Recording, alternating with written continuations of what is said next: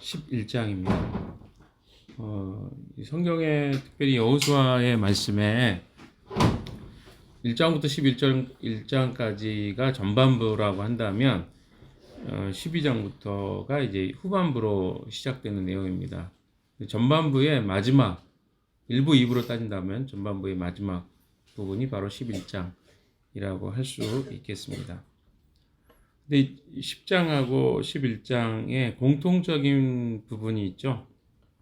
그것은 이제 이스라엘 군이 그들을 정복한다고 했을 때 처음에는 남방이었죠. 그리고 이번에는 북방입니다. 중앙으로 침입을 해서 남방으로 갔다가 북방으로 갔다가 전투가 완료되는 것을 보게 됩니다. 남방의 왕들은 5 왕들이 연합해서 이스라엘을 대항합니다. 이번에 북방의 왕들은 더 많은 왕들이 함께 연합해서 그 군대가 바다의 모래알 같다고 이야기했습니다. 얼마나 많은 수가 그들을 에워싸고 싸우게 되었는지를 보게 됩니다. 그래서 이 이야기들을 좀 정리를 해보면요, 유사한 점들이 좀 많습니다. 남방의 왕들과 북방의 왕들이 동일하게 여호수아의 그들을 향한 진입의 소식을 듣고 힘을 합쳐서 이스라엘군을 대항하는 이야기입니다. 그리고 그것에 대해서 이스라엘이 하나님 앞에 순종했다는 내용일 수도 있겠지만 또 반면에 여호수아가 하나님 말씀대로 순종했다는 이야기가 이 내용의 핵심입니다. 그래서 10장, 11장은 여호수아가 하나님 앞에 어떻게 순종했는가를 이야기하고 있는 내용으로 가득 차 있습니다. 7장에서 9장에까지의 내용은 이스라엘이 불순종했기 때문에 하나님의 약속이 어떻게 위험을 당하게 되었는지, 그러니까 하나님의 약속에 순종하는 것과 불순종하는 것들의 대비가 7장, 8장, 9장 불순종이죠. 10장, 11장에 대비되어 있는 것들을 보게 됩니다. 아간의 사건이 대표적인 사건이었죠. 또한 기브온 사람들과 맺었던 언약도 이와 유사합니다. 하나님 언약에 대해서 무시해버린 결과 그들이 전투에 패배할 수밖에 없었던 이유, 이런 것들이 쭉 열거되어 있었죠. 또한 11장에서는 하나님께서 신명기를 통해서 모세를 통해서 명령했던 약속들이 여호수아의 모습을 통해서 그대로 순종하는 모습들을 보게 됩니다. 그래서 11장에는 계속해서 하나님의 말씀에 순종하는 여호수아의 모습, 이게 11장의 아주 중요한 내용입니다. 그리고 반대로 그 가나안 땅의 사람들은 이스라엘을 대항해서 동맹을 맺고 그 군대와 그 백성들을 대항하고 있는 모습들이 계속해서 나오고 있는 것들을 보게 됩니다. 아마 우리가 이런 생각을 했을 것 같아요. 또 이번에는 무슨 기적을 베푸실까? 왜? 10장의 사건 때 특별히 남방의 지역에 있는 가나안 사람들이 연합했을 때는 태양이 멈추고 달이 멈추는 기적이 있었잖아요. 우박이 내리는 기적이 있었잖아요. 근데 이번에는 어떤 사건이 일어날까? 이런 것들이 우리가 좀 이번에는 무슨 이야기가 있을까? 아마 이렇게 생각할지 모르겠습니다. 그러나 이 11장에는 어떤 기적은 나와 있지 않습니다. 한 가지만 나와 있죠. 그것은 무엇입니까? 하나님이 여호수아에게 6절에 보시면요, 주님께서 여호수아에게 말씀하셨다. 그들 앞에서 두려워하지 말아라. 내일 이맘때에 내가 그들을 이스라엘 앞에서 다 죽이겠다. 너는 그들의 말 뒷발에 힘줄을 끊고 그들의 병들을 불태워라. 이 약속 외에는 특별한 기적이 없습니다. 훨씬 많은 군대와 훨씬 많은 대적자들 앞에서 하나님이 여호수아에게 주는 이야기는 그냥 순종해라. 내가 너에게 약속하는 이야기를 믿고 가라. 이거 외에는 없었어요. 만약에 우리가 십장의 이야기를 경험하지 않았다면 이 말들이 뭐랄까요? 그냥 그렇게 약속했나 보다라고 생각할지 모르겠습니다. 그러나 10장을 경험하고 11장이 들어왔다면 하나님 이번에 무슨 기적을 행하실 건가요? 이렇게 나왔을 수도 있겠죠. 사실 기적은 우리에게 어떤 부분에 도움이 됩니다. 믿음을 가져다 주기도 하고요.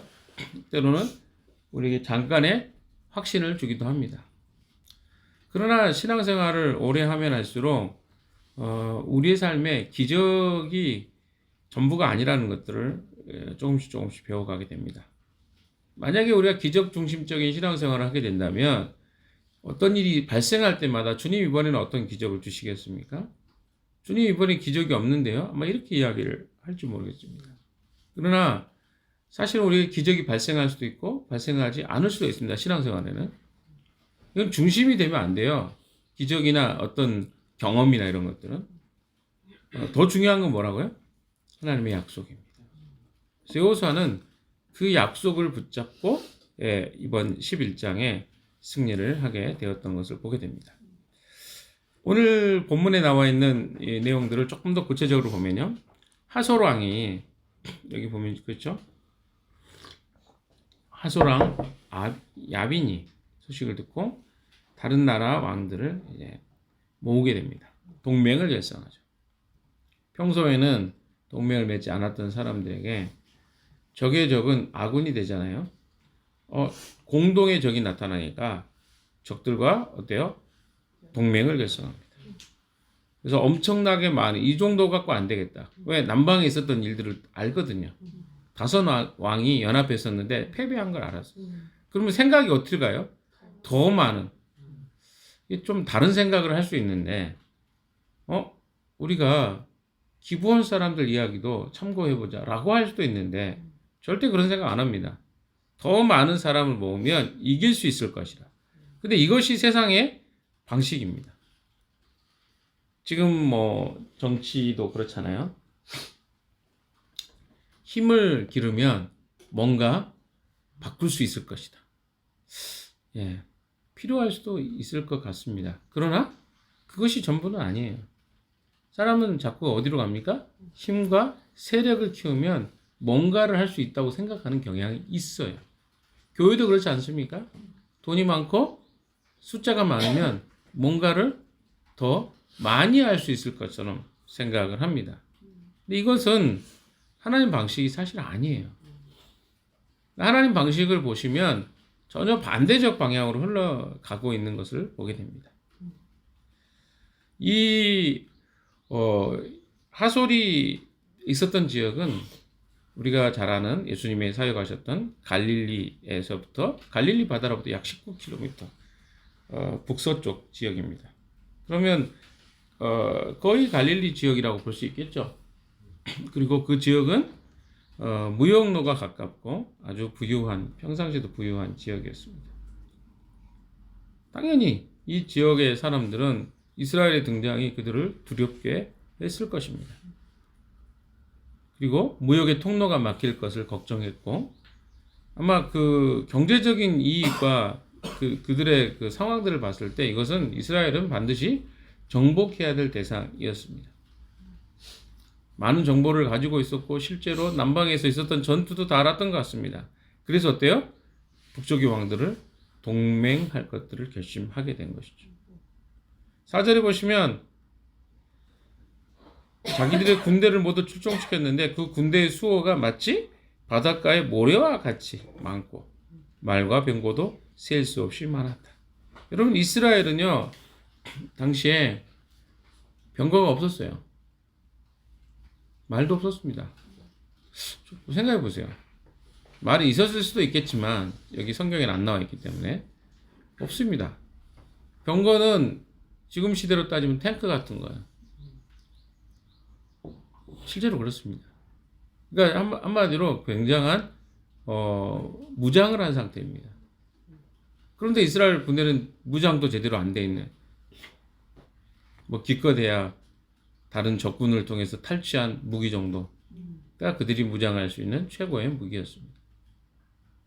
그럼 전쟁이 안 돼요. 이거는 상식적으로 보면 그러니까 전쟁이 안 되는 뭐 예를 들어서 탱크 수백 대, 수천 대가 있는데 거기 6탄으로 싸운다고 하면 이길 수 있을까요? 6.25 때 우리 군대가 쉽게 뚫렸던 이유는 탱크 때문이거든요. 그래서 우리나라가 그 이후로 탱크 만드는데 아주 집착을 하는 나라가 됐습니다. 아세요, 여러분? 왜냐하면 6.25 때 소련제 탱크가 남아있을 때 막을 방법이 없었어요. 탱크를. 그러니까 그 탱크에 대한 집착이 지금 우리나라 탱크 엄청 잘 만들거든요. 세계적 수준의 탱크를 만드는데 그 이유가 바로 그런 것들이에요. 과거에 이거 우리한테 너무나 필요하다. 뭐 이런 생각을 했던 것 같습니다. 그러니까 전략과 무기와 군사수로 따졌을 때 이스라엘 군대는 전투가 안 됩니다. 지금 상황에서 전투를 해야 돼요. 당연히 어때요? 두려울 수밖에 없겠죠. 근데 그때 주님이 6절에 그들 앞에서 두려워하지 말아라. 주님이 아시는 거예요. 여호수아의 상황과 이스라엘 백성의 상황을. 내일 이맘때에 내가 그들의 이스라엘 앞에서 다 죽이겠다. 그러니까 하나님은 약속을 던져주십니다. 그것을 이뤄내는 것은요, 다른 문제. 그러니까 여호수아의 이야기는요, 제가 이야기했던 여호수아 1장 3절의 이야기가 계속됩니다. 여호수아서 1장 3절의 이야기 뭡니까? 잘 기억 안 나시네. 다시 한번 볼까요? 여호수아서 1장 3절 한번 같이 가보도록 합시다. 누가 한번 좀 읽어주시겠어요? 1장 3절 찾으셨으면 시작. 내가 모세에게 말한 대로 너희 발바닥이 닿는 곳은 어디든지 내가 너희에게 주겠다. 무슨 말씀입니까? 발바닥이 닿는 것은 너에게 주어질 것이다. 그러니까 현재형과 미래 완료적 시제가 같이 쓰여집니다. 너희가 밟으면 주어진다. 미래 완료적. 아직 밟지 않았어요. 그러나 어때요? 그것을 너희들이 밟는 순간 그것은 주어진다. 믿음은 그런 것들입니다. 우리가 알고 있는 여호수아에서 나와 있는 믿음은 뭐냐면 두 가지 단어로 요약할 수 있는데, 하나는 뭐예요? 기업은 뭡니까? 기업은 약속된 거예요. 너에게 기업으로 줄 것이다. 이 땅을. 약속입니다. 그럼 뭐예요? 소유는 또 다른 개념입니다. 약속과 소유라고, 기업과 소유라고 말할 수 있을 것 같아요. 다른 말로 하면 약속과 소유죠.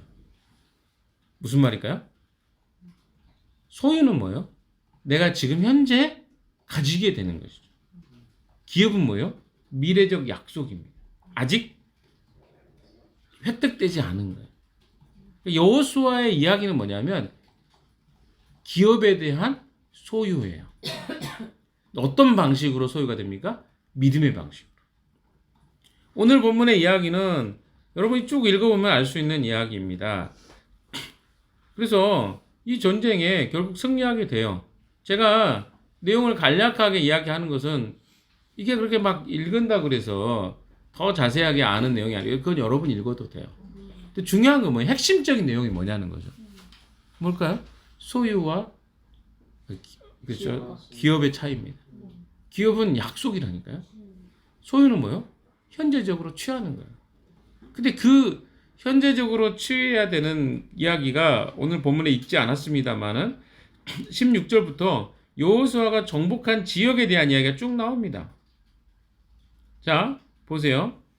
22절, 23절 시작.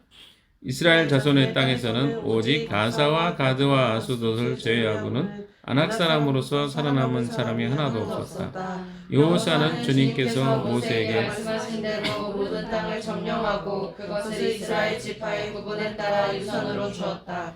그래서 그 땅에서는 전쟁이 그치고 사람들은 평화를 누리게 되었다.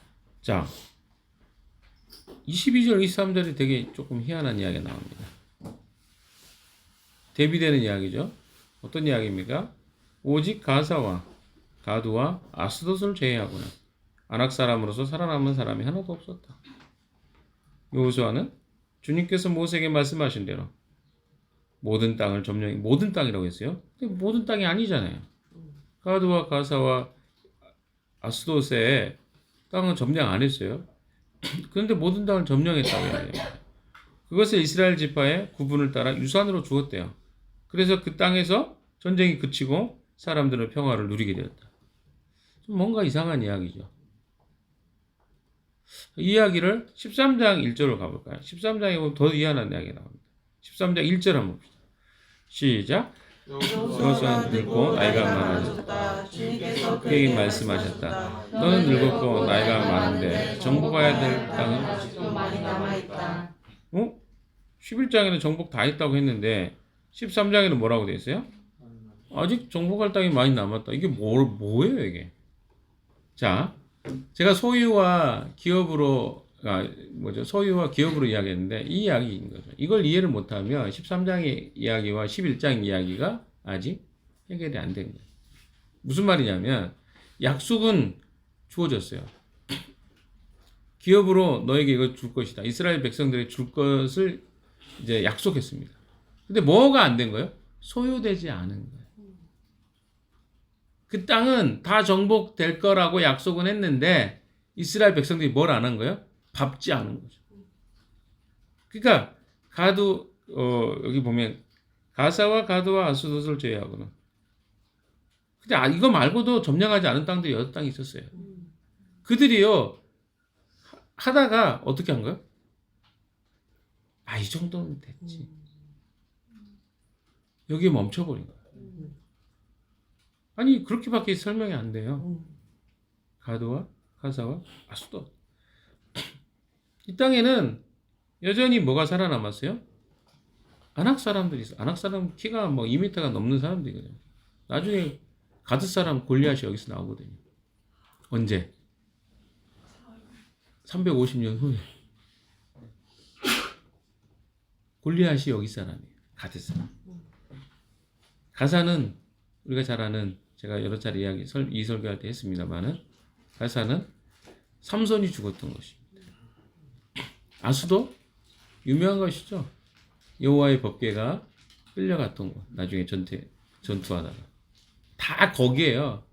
그 지역들이 남은 거예요. 가드, 가사, 아수도. 근데 이스라엘은 뭐라 그래요? 전투가 끝났대요.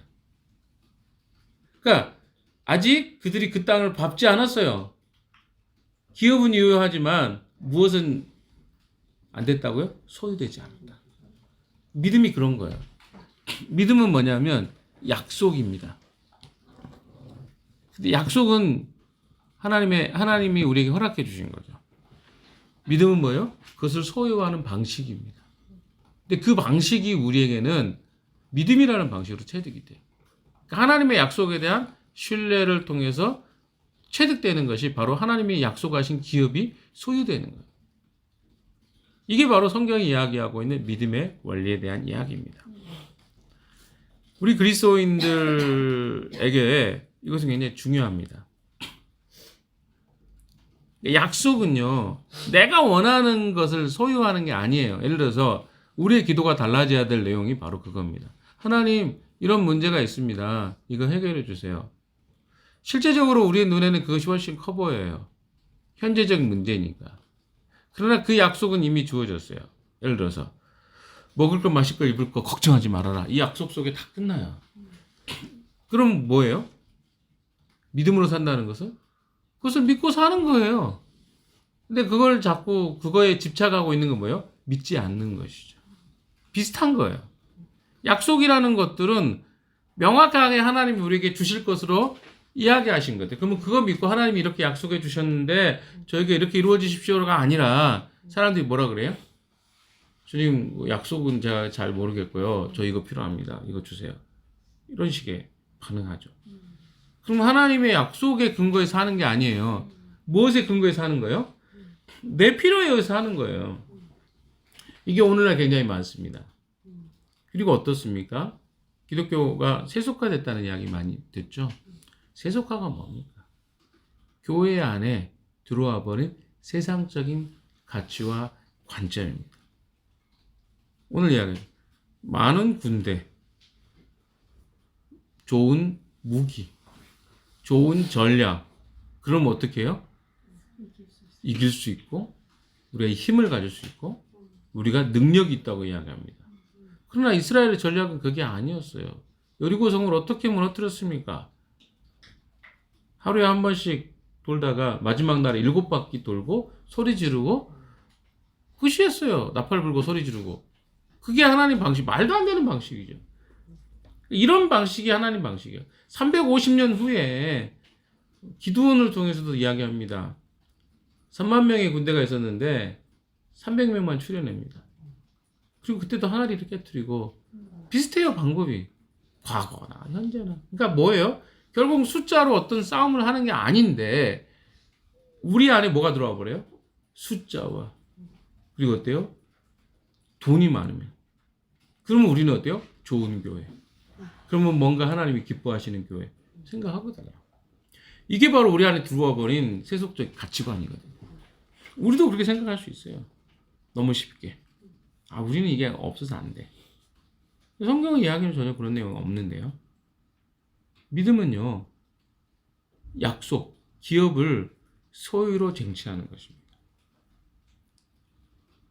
이해되십니까? 여호수아는 점령한 땅의 백성들을 전멸시키는 게 그의 일이었어요. 약속대로 하는 것이었습니다. 하나님을 의지하는 것 외에는 다른 방식이 없었어요. 그러니까 그냥 순종으로 이 땅을 정복하는 거예요. 그 땅이 전부가 하나님이 허락해 주셨다라고 믿는 거죠. 그렇지 않습니까? 전부 그런 내용들입니다. 네, 결론입니다. 기업과 소유는, 약속과 소유는 다르다고 이야기했습니다. 소유가 되기 위해서는요, 해야 될 일이 있었어요. 탈취하고, 전쟁하고, 싸우는 거예요. 탈취하고, 전쟁하고, 싸워야 돼요. 신약으로 따지면, 믿는 것과 아는 것이 하나가 돼요.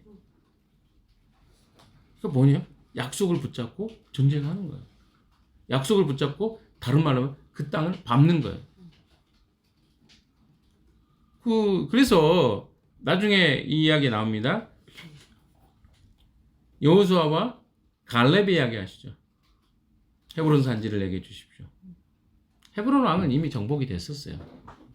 왕은 죽었잖아요. 다소도 왕, 남방의 다소도 왕. 헤브론 지역이 유다 지파가 다스렸던 지역이거든요. 산지가 높은. 근데 어때요? 이 산지를 내게 주십시오. 그날에 약속하신 누가?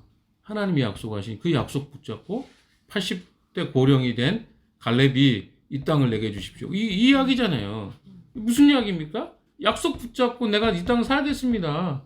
그러니까 그 땅에는 뭐예요? 거인족들이 가득 차고 그 땅의 사람들을 봤을 때는 무기도 강력하고 그런데 어때요? 하나님이 주신 약속 붙잡고 나는 그 땅을 제가 정복하겠습니다. 이거잖아요. 그래서 위대한 신앙 고백이잖아요. 여러분 이 땅은요 이미 그리스도가 십자가에 못 박힘으로 이 땅의 그 세상의 주도권, 그러니까 세상을 통치하던 사단의 세력들은 패배했어요. 그리고 그들은 패잔병들입니다. 그리스도가 승리했어요. 그런데 어떻습니까? 여전히 잔존 세력들이 남아있어요. 근데 잔존 세력들이 아니라 더 강력하게 이 세상을 지배하는 것 같은 세력처럼 우리에겐 보여요. 그러니까 우리가 벌벌 떨고 있는 거예요. 세상을 향해서. 이게 지금 우리가 직면해 있는 상황입니다. 그러면 여호수아가 시대의 모습이나 지금의 모습이나 그렇게 큰 차이가 없어요. 어떻게 해야 돼요? 약속하신 그 기업을 기억하고 소유를 위해서 그 발을 딛는 거예요. 우리 교회가 지금 하나씩 해가는 일들이 있어요. 뭡니까? 이 지역으로 이주하고, 그렇죠? 옮겨오고, 그 다음에 한 걸음씩 딛습니다. 근데 쉽지 않아요. 뭐, 협동조합 하는 것도 힘들고, 카페 운영하는 것도 힘들어요. 그러나 그 하나하나의 것들을 믿음으로 순종해 가면 어떤 일이 일어날까요? 그 땅이 소유되는 거예요. 소유되는 것에 힘이 들어요. 그런데 그 힘이 든 것도 어디에 근거해서? 약속의 근거에서 한 발 한 발 디디면 되는 이 싸움입니다. 오늘도 이미 승리한 전쟁을 하나님은 우리에게 싸우기를 원하십니다. 패배하고 힘든 전쟁이 아니라 이길 전쟁에 우리를 싸우라고 명령하십니다. 근데 우리 눈에는 질 것 같아요. 너무 많아. 저들하고 우리가 이긴다고? 무기도 우리는 숫자도 적은데요? 아니요. 이게 바로 성경이 이야기하고 있는 내용들입니다. 이미 하나님의 약속에 무장되어 있고 그것에 붙잡혀 있는 사람들은 그 싸움을 잘 싸울 수 있어요. 그러나 자기가 자꾸 하나님과 어때요? 관계 속에서 떨어져 있고 그리고 어떻습니까? 그것이 별로 자기에게 크게 다가오지 않는 순간 우리는 낙심하고 좌절하고 절망하게 되어 있습니다. 그래서 오늘도 우리는 이 말씀 앞에 우리 자신을 바짝 엎드려서 주님 말씀과 음성을 듣는 거예요. 그리고 또 어때요? 믿음으로 하루를 사는 것입니다. 오늘 하루도 이 주님의 말씀을 붙잡고 세상 안에서 넉넉히 기업을 소유하는 여러분 되시기를 주님의 이름으로 축원합니다. 기도합시다.